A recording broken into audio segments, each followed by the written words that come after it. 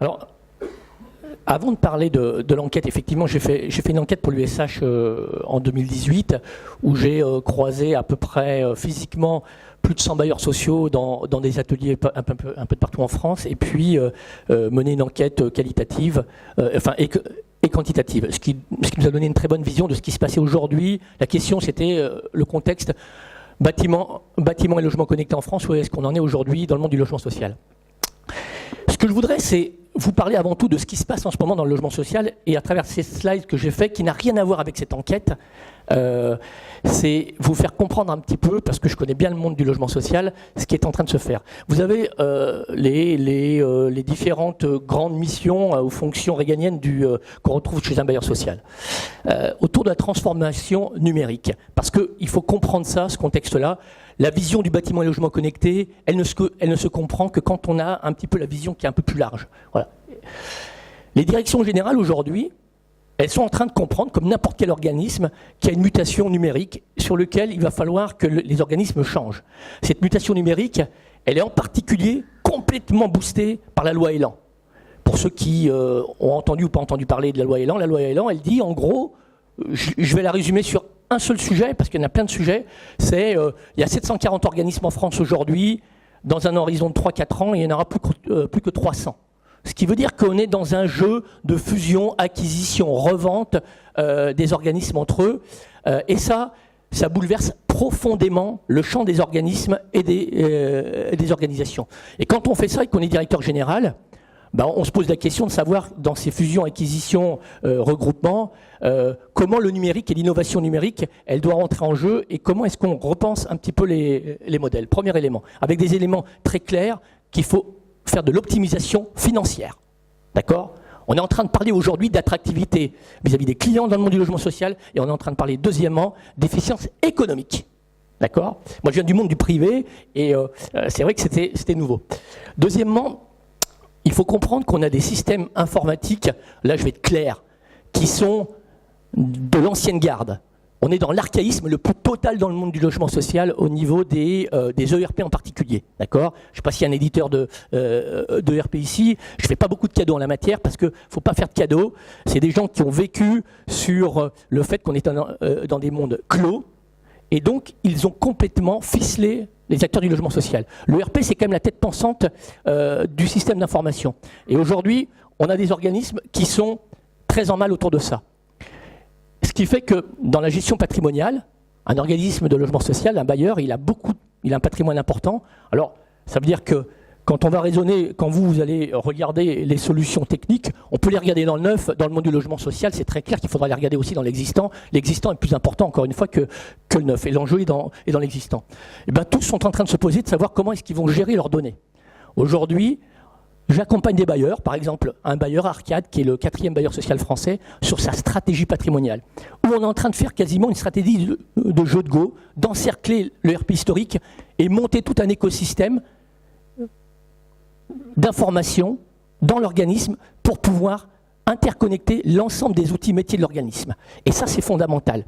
On est donc dans ces stratégies d'évolution des outils métiers.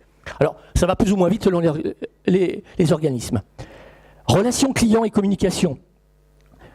Je parlais d'attractivité. Se pose des questions sur le modèle économique même du logement social et comment je dois être plus attractif vis-à-vis de mes locataires. Et donc, commence à se poser la question de quels services je dois développer, vers qui je dois aller, comment je dois aller faire ces services. Et en quoi, effectivement, peut-être le logement connecté, on va le voir, peut nous intéresser. Et puis enfin, le dernier point là-haut, avant de revenir un petit peu à ça, c'est bien sûr, on est dans l'accompagnement, autour de ça, on est dans la mutation du changement. Tout ça pour dire qu'il y a une vision de la transformation numérique qui est en train d'impacter fortement avec des organismes qui bougent plus ou moins et qui vont plus ou moins vite. De toute façon, ceux qui ne vont pas vite, ils vont être sur le carreau. C'est très clair, on le voit déjà. Et on voit ceux qui sont en train de prendre le lead. Ce que j'ai oublié de parler, c'est conception de bâtiments dans lequel on se pose la question du comment est-ce que je connecte mes bâtiments. Donc à la fois sur le sujet de la gestion patrimoniale et du développement et de la construction, donc dans l'existant et dans la construction, le bâtiment et logement connecté, ça n'a de sens que si à un moment donné, une partie des données, elles servent à la fois le locataire, parce que je veux améliorer le client, et elles vont servir l'ensemble de l'écosystème de l'organisme, le cœur que vous ne voyez pas forcément vu de l'extérieur, parce qu'on voit le bâtiment, mais qui est l'ensemble des métiers et des outils de l'organisme. Ça veut dire quoi? Ça veut dire qu'un des enjeux fondamentaux, c'est qu'une donnée, quelle qu'elle soit à un endroit, elle soit en capacité de remonter dans des plateformes de données centralisées au sein de l'organisme. D'accord? Donc, alors, l'enquête en 2018, elle a montré quoi? Elle a montré qu'aujourd'hui, les bailleurs sociaux, ils sont un peu perdus. Ils ne savent pas comment s'y prendre. Je vais construire un bâtiment neuf, je ne sais pas vraiment comment faire pour le connecter, parce que je ne sais même pas tout à fait pourquoi je le fais et si ça va être rentable ou pas. Donc, ils ont besoin d'avoir beaucoup de repères. Donc, il va falloir que vous soyez et qu'on soit très structurant dans la manière de les accompagner. Un des éléments de structuration, c'est très clair. Alors moi, je prône, et en ce moment, je suis en train de prôner en France, auprès de l'USH et auprès des organismes, le fait qu'il y a un label français qui est sorti Ready to Service, qui va être en 2019 transformé pour qu'il soit adapté au monde du logement. Et c'est très clair que ça va être un des éléments structurants pour que les bâtiments existants et neufs se connectent.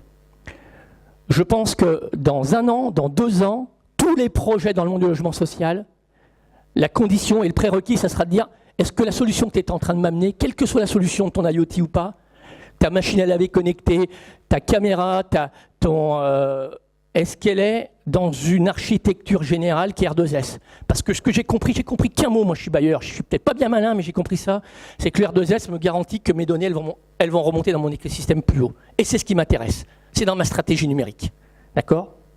Donc ça sera une condition nécessaire, indispensable. Et là aussi, je pense que les quelques bailleurs réfractaires à ça, qui n'auront pas été vers ça, je pense qu'à un moment donné, ils s'apercevront qu'ils seront en retard dans leur stratégie numérique. Dernier point, l'enquête, elle m'a montré quoi? Elle m'a montré qu'aujourd'hui, il y a deux étages à la fusée. Il y a l'étage qui est le bâtiment, vu du logement du bailleur, et l'étage qui est le logement. On est beaucoup dans les solutions qui sont proposées quand on fait un benchmark sur des solutions qui voient le bâtiment sous son spectre du logement. Or, aujourd'hui, d'une manière très basique, une bonne partie des acteurs du logement social en France, ils s'intéressent plus au bâtiment dans son ensemble qu'au logement spécifiquement, qu'à la cellule de vie. Pourquoi? Parce qu'il a 2 intérêts majeurs pour le bailleur social aujourd'hui, c'est l'énergie, 1, et 2, l'optimisation de sa gestion, exploitation, maintenance. Ça veut dire que toutes les solutions qui vont intéresser le bailleur dans les années qui viennent, à l'échelle du bâtiment, seront autour de l'énergie, l'exploitation, maintenance. Il n'y a pas que ça. Mais ce qu'il faut comprendre, c'est que ça, c'est les 2 thématiques fortes qui ressortent. Ensuite, à l'échelle du logement, première thématique, c'est l'énergie. Alors c'est vrai, on est dans la dynamique du Grenelle de l'environnement, bah oui, on continue, sauf qu'il va falloir d'amener de l'intelligence pour amener plus d'efficacité énergétique dans la cellule de vie de logement. Et le deuxième élément, et ça a été évoqué avant dans l'enquête Promotelec, c'est effectivement l'accompagnement des seniors, vieillissement de la population. Parce que le public dans le monde du logement social, c'est un public qui est globalement plutôt vieillissant et dans lequel, de toute façon, se pose une question pour le bailleur. Donc comment j'accompagne mieux un public qui est vieillissant? Et donc, si je dois amener un peu de connectivité ou d'intelligence dans ma cellule de vie qui est le logement, à ce moment-là, j'ai intérêt à faire en sorte que ça soit plutôt pour ce type de service. Alors, je vous passe toutes les fonctions et tous les services qu'il y a. Voilà, j'ai voulu marquer quelques points. Retenez ça. Retenez surtout que celui qui vient avec un discours « je vais te connecter ton bâtiment et puis je suis dans un petit vase clos », il n'aura pas compris au final ce que va attendre le bailleur parce qu'ils vont tous aller vers des stratégies de mutation numérique. Voilà. Merci beaucoup. J'ai juste une petite question, parce que tu parlais de rénovation énergétique. Oui. Il y a énormément de budget, d'aide, il y a des milliards sur la table pour les bailleurs sociaux. Est-ce que tu penses qu'on peut, d'une façon ou d'une autre, capter un peu cette manne pour la rénovation numérique de tous ces logements? Alors, il faut être très clair, je ne l'ai peut-être pas suffisamment souligné. On peut travailler sur le logement neuf, mais finalement, c'est qu'une faible partie des préoccupations quotidiennes d'un acteur du logement social, puisqu'il est sur son patrimoine existant. Donc, oui, non seulement il y a une place, mais il faut. Je suis en train de monter le premier projet français avec 5 bailleurs sociaux, dont 3F qui est un très gros, Batigère qui est un deuxième très gros, où l'idée, c'est d'embarquer dans une expérimentation en 2019, l'idée qu'on peut connecter des bâtiments R2S pour apporter une plus-value sur l'efficacité énergétique du patrimoine existant ou dans une stratégie de rénovation du patrimoine. J'ai proposé ça à 5 bailleurs. J'y suis allé au culot parce que j'ai des vraies convictions. Les 5 bailleurs m'ont dit wow, ce que vous êtes en train de me proposer, c'est génial, on prend, on veut. Et c'est en train d'être le premier projet qui est soutenu et porté par l'USH. C'est une démarche purement privée. Hein. C'est Urban Practice qui mène la danse. Et quand je vais voir 5 bailleurs, des petits et des gros, les 5 me disent Banco, ça nous intéresse. Ça veut dire quoi? Ça veut dire qu'aujourd'hui, on n'en est pas au niveau 0, mais on en est avec des bailleurs qui ne demandent sur le fond qu'une chose, c'est à bouger, évoluer, et qui ont besoin de... Donc la question de l'existant et du patrimoine existant, elle est très claire. Elle est présente, elle est omniprésente, et il y a de la place là-dessus. Et je ne crois pas, et je vais faire un parallèle avec l'automobile, c'est ce que j'explique aux bailleurs très simplement, on a fait d'énormes progrès dans les moteurs pour optimiser l'énergie d'un moteur, hein, sa consommation, en optimisant son bloc moteur, ses matériaux, etc. Puis à un moment donné, il est arrivé quoi pour faire du plus? De l'électronique. Puis aujourd'hui, c'est pas de l'électronique, c'est de l'informatique qui est dans les moteurs, d'accord? Parce que c'est ce qui permet de faire les vraies économies. Et ben, dans le bâtiment, sur la pure sujet énergétique, et je vous redis qu'il y a 2 préoccupations déjà à l'échelle du bâtiment et du logement. Les 2 premières qui reviennent à chaque fois, c'est l'énergie. Elles ne se feront pas simplement par de la rénovation thermique du patrimoine, elles reviendront par le fait qu'on va amener de l'intelligence embarquée grâce au numérique. Voilà.